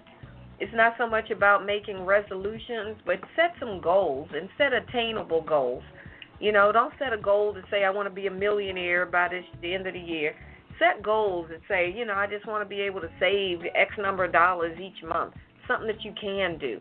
Do things where you can accomplish something and be successful. And thanks for hanging out with us, and that's my last word. Over to you, Ketel. Well, my last word, going back to my girl, Tiffany Haddish. She's still my girl, but she has a few strikes against her. She's young, and she has a lot of people pushing her forward. I think she needs to pump the brakes and have people that surround her that to have positive people around her that can help uplift her in her craft. She also has to learn her craft and study it, because right now she's not in it. Also, I guess you have to go back to her upbringing, the things she's done, situations she's been in, her smoking and everything. I think she needs to maybe talk to Snoop Dogg and say, hey, look, what did you do? He had to go over some foreign country and find himself. He came back and Snoop lied, and since then, all doors have opened up for him. So, Tiffany, go see Snoop and chill out. That's my last. All right. Okay, Ketel. All right. Well, we want to thank you for hanging out with us tonight. We appreciate it. Tell a friend about the Pajama Party Show. Check us out online at apajamaparty.com. Don't forget the apajamaparty.com. We want to thank our sponsors, DC Homegrown Entertainment, our parent company. Thank you so much for sponsoring our show. Thank you for our advertisers, Purple House Books, home of the Bling Bling Bird, and let's see, anything else? Is that Poppa everything? DD for carrying this show on his back. Okay. Oh, my back is hurting. Yeah, okay. I'll flip you like a turtle.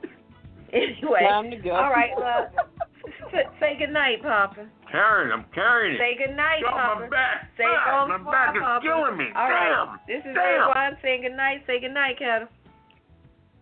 Good night. Don't forget the Golden Globe Awards on Sunday.